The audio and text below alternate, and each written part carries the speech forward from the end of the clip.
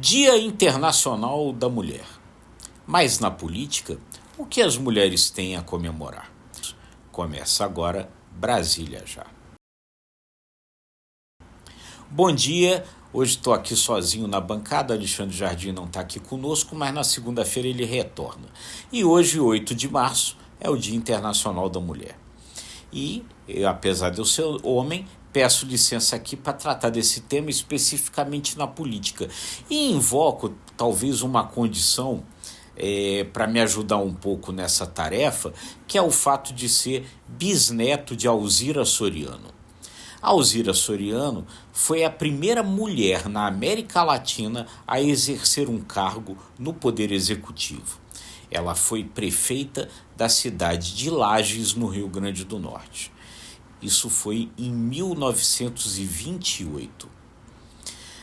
Alzira Soriano ficou viúva aos 22 anos, tendo três filhas para criar, 2 nascidas e uma na sua barriga. E nessa condição, ela herdou o comando de uma fazenda no interior do Rio Grande do Norte, no sertão do Rio Grande do Norte, a Fazenda Primavera, nesse município de Lages. Estamos em 1928 e o voto feminino ainda é proibido no Brasil. Mas no Rio Grande do Norte, o então governador Juvenal Lamartine faz uma lei local, uma legislação local que permite que lá naquele estado mulheres pudessem votar e serem votadas. Foi a primeira grande conquista das feministas, das sufragistas no Brasil nesse sentido. Então, Berta Lutz, que era a grande feminista da época, vai em busca, no Rio Grande do Norte, de uma mulher que fosse capaz de disputar uma eleição e vencê-la pelas suas características. E lá no sertão do Rio Grande do Norte, na Fazenda Primavera, havia então aquela mulher que dali, naquela situação, início do século passado ainda, conseguia comandar, administrar uma fazenda, mandar naqueles rudes vaqueiros, naquela região árida do sertão nordestino. Ela então vai até a Fazenda Primavera junto com o governador Juvenal Lamartine e convence Alzira Soriano a disputar a eleição. Alzira Soriano disputa e vence a eleição. Torna-se então a primeira prefeita da América Latina, um feito na época tão extraordinário que virou notícia, matéria no jornal The New York Times. Alzira Soriano se elege e fica no cargo até 1930, quando acontece então o golpe de Getúlio Vargas, que toma o poder e faz uma intervenção, destitui os prefeitos todos e coloca nos seus lugares interventores. Ela então deixa de ser prefeita, mas deixa um legado na cidade de modernização, de construção de estradas, de levar energia que não havia ainda no município e outras coisas. Depois que Getúlio cai, em 1945, Alzira Soriano retorna ao poder como vereadora, é vereadora ainda por 2 mandatos e chega a presidir, inclusive, a Câmara de Vereadores de Lages. Essa história, então, é uma história importante, é o início do processo da entrada de mulheres no mundo da política brasileira, no mundo da administração pública brasileira. Um feito extraordinário em 1928, já se vão aí 96 anos, mas enfim, estamos aí no Ano Internacional da Mulher e aí precisamos avaliar o que nesse processo todo aconteceu que a gente possa comemorar. E aí, depois desse tempo todo, o que é que nós temos? Nós temos hoje no Brasil mais de 5.000 municípios, mais de 5.500 municípios. Somente 568 são administrados por mulheres. Esse é o número de mulheres que ganhou a última eleição municipal. 658 no universo de 5.500 municípios. No Congresso Nacional, as mulheres são 18% da representação. No país inteiro, as mulheres são 55% da representação.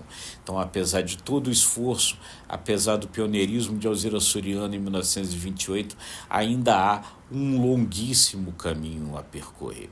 Essa semana, lá no Congresso, uma semana tensa, complicada, de escolha dos presidentes das comissões da Câmara, né, com muita confusão, muita polêmica, mas uma mulher eleita para presidir a Comissão de Constituição e Justiça, comissão mais importante da Câmara, a deputada Caroline de Toni. Esta semana houve, na Câmara dos Deputados, uma sessão presidida então pela deputada Benedita da Silva, que aprovou diversos projetos importantes para a questão feminina. Um deles, por exemplo, que torna agravante, aumenta a pena de crimes de violência contra a mulher quando se usa, nesses casos, inteligência artificial. Ou seja, casos, por exemplo, em que se muda o corpo de uma mulher, né, se coloca ela em situações vexatórias, ou seja, o uso da inteligência artificial agravando a situação de violência contra a mulher. Foi um dos projetos aprovados. Mas fica sempre essa questão. Todo mês de março, toda semana do Dia Internacional da Mulher, há um dia na Câmara para aprovar pautas exclusivas referentes à questão feminina. Isso é ótimo, isso é bom, isso é importante, mas somente essa semana, somente no Dia Internacional da Mulher. Quando vamos conseguir, afinal, que não seja necessário haver um Dia Internacional da Mulher, que não seja necessário haver uma semana para concentrar projetos relativos à mulher? Quando que possa haver uma representação política feminina equivalente à representação das mulheres no plano do país. Se são 55% as mulheres do país, por que não podemos chegar perto de 55% da representação na Câmara, no Senado, nas prefeituras, no Supremo Tribunal Federal, que hoje só tem uma mulher como ministra, a ministra Carmen Lúcia, enfim, nos governos estaduais, em todos os lugares. Precisamos mais seguir o exemplo de Alzira Soriano em 1928, fazer crescer essa representação feminina, fazer com que as mulheres, de fato, comecem a ter a representação que merecem nesse país. Mas a gente, como diz a música do Milton Nascimento e do Fernando Brant, a gente tem força e tem manha, a gente tem graça e tem raça, e a gente nunca vai deixar de ter fé na vida.